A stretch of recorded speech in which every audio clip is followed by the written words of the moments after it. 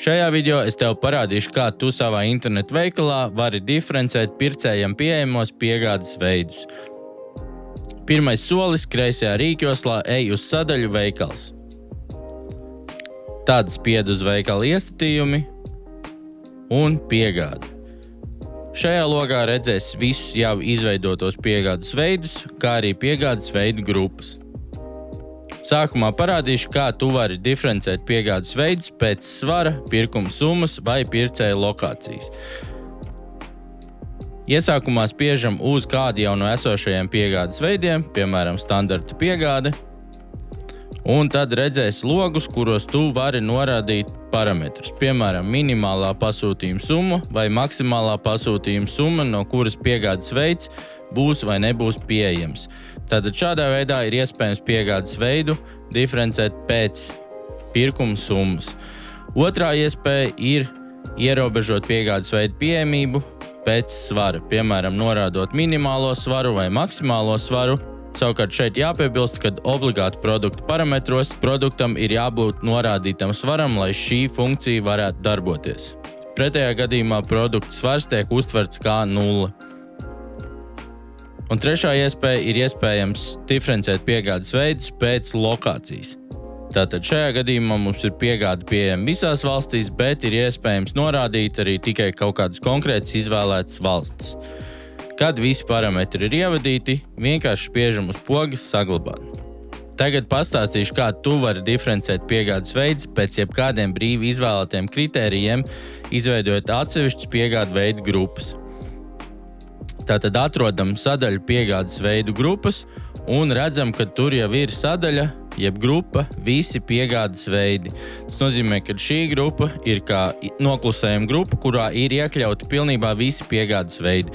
Bet tev ir iespējams izveidot vairākas grupas, jeb jaunas grupas, kurās tu vari iekļaut tikai konkrētos piegādes veidus, piemēram, piegādes veidus tikai trauslajiem produktiem, piegādes veidus tikai smagajiem vai vieglajiem produktiem, un kā to var izdarīt un kā panākt, lai tas darbojas. Tātad pirmais solis ir izveidot piegādes veidu grupu.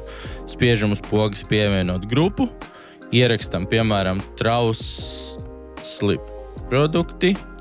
Svarīgi pieminēt, ka šīs grupas nosaukumu klienti neredz. Līdz ar to šeit tu vari ievadīt kādu tekstu, tu vien vēlies. Galvenais, lai tu pats saprastu, ko ar to esi domājis.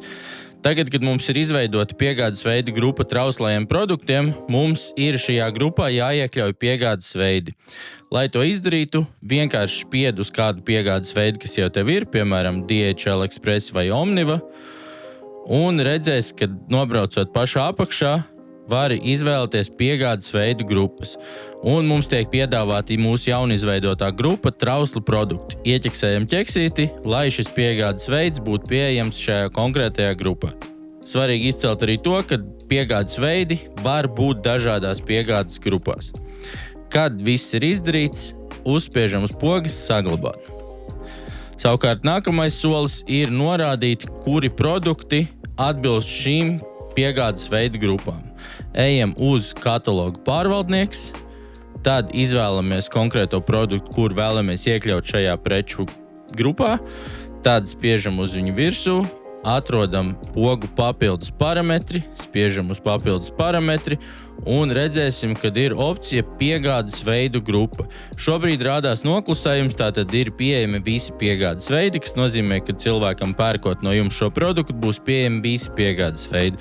Bet šajā gadījumā mēs vēlamies, lai viņam būtu pieejama tikai mūsu jaunizveidotā piegādes grupa trausli produkti, līdz ar to mēs izvēlamies trausli produkti. Kad tas ir izdarīts, spiežam saglabāt, un kopš šī brīža šīs konkrētais produkts būs piesaistīts šai konkrētai piegādes grupai. Ņem vērā to, ka viens produkts var būt piesaistīts tikai vienai konkrētai piegādes veidu grupai. Tāpēc, ja produkts ir ar ļoti specifiskiem piegādes nosacījumiem, piemēram, gan trausls, gan lielgabarīta, tad tam nāksies izveidot atsevišķu grupu. Ja tev kaut kas neizdodas vai vēl aizvien nav skaidrs, droši sazinies ar mūsu klientu atbalstu un mēs tev palīdzēsim.